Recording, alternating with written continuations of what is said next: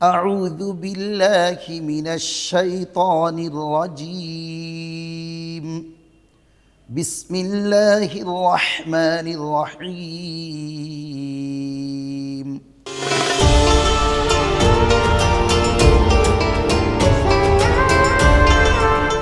গুন্না তাহলে এখন এখন একটা কথা আছে, হুজুর গুন্নাগুলি না করলে কি কোরআন শরীফ তেলাওয়াত হবে না? না, কারণ গুন্না যদি করা না হয়, আপনার যদি এইভাবে মাখরাজ নিয়ে এইভাবে যদি আপনার এই সুন্দর মানে এই নুন সাকিন তানবিন নিয়ে কোরআন তেলাওয়াত করা না, তাহলে কোরআন শরীফ আপনার সহি শুদ্ধ হবে না। কারণ ইউদিল্লু বিহি কাসীর ওয়া ইয়াহদি বিহি কাসীর, কোনো কোরআন তেলাওয়াতকারীকে কোরআনে লানত করে, আবার কোনো কোরআন তেলাওয়াতকারীকে কোরআন দয়া করে, দোয়া করে আল্লাহর কোরআন। অর্থাৎ লানত করে মানে যখন আমরা কোরআন তেলাওয়াত করি, এই ভুলগুলো যখন আমাদের মধ্যে থাকবে, আমরা উলুট ফালুট পড়া আরম্ভ করব, তখন কোরআন নিজে নিজে কোরআন ওই যিনি পড়তেছে ওনাকে লানত করে আরম্ভ করে, ওনার উপর কোরআনের পক্ষ থেকে গজব আসে। সেই জন্য ওই কোরআন সহি শুদ্ধ তেলাওয়াত করলে একটু খেয়াল রাখতে হবে। আমরা যখন সহি শুদ্ধ তেলাওয়াত করব, তখন দেখবেন এক একটি হরফে 10টি নেকি। আমরা গত কিছুদিন আমরা প্রথমে শুরু করতে বলেছিলাম, যেমন একটি নেকি, একটি একটি শব্দ, একটি অক্ষর তেলাওয়াত করলে 10টি নেকি পাওয়া যায়। যেমন নাকি আল্লাহ নবী হাদিসে পাকের মধ্যে সাত করেছেন, মান ক্বারা আল কুরআনা হারাফান ফালাহু আশরু হাসানাত। যে ব্যক্তি একটি কোরআনে পাকের তেলাওয়াত আয়াত অক্ষর তেলাওয়াত করবে একটি, তাকে আল্লাহর পক্ষ থেকে 10টি নেকি দেওয়া হবে। যেমন নাকি আল্লাহ রসুল বললেন, আলিফ লাম মিম। আমি তোমাদেরকে বলবো না এরকম, মানে আলিফ একটা অক্ষর, লাম একটি অক্ষর, মিম একটি অক্ষর। তাহলে একটি অক্ষর হরফ, এই আলিফের মধ্যে 10 নেকি, লামের মধ্যে 10 নেকি, মিমের মধ্যে 10 নেকি। এগুলা আমরা খেয়াল করে পড়তে হবে। তাও যদি বলেন যে না আমরা এমনি কোরআন তেলাওয়াত করি, এগুলো প্রয়োজন নেই, তাহলে আপনি কোরআন তেলাওয়াত করবেন ঠিক, কিন্তু সেই কোরআন আপনাকে লানত দিবে।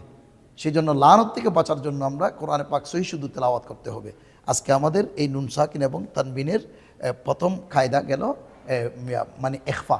এই এখফার মধ্যে 15 হরফ, এগুলা আজকে আমাদের এতটুকু ইনশাল্লাহ। আমি আজকে আপনাদেরকে সূরাতুল আনফাল থেকে কিছু পড়ে শোনাচ্ছি, আপনারা একটু খেয়াল করবেন, আমাদের ওই মাখরাজ এবং তাজবিদের সাথে মিলানো, আপনারা একটু খেয়াল করবেন তেলাওয়াতগুলি।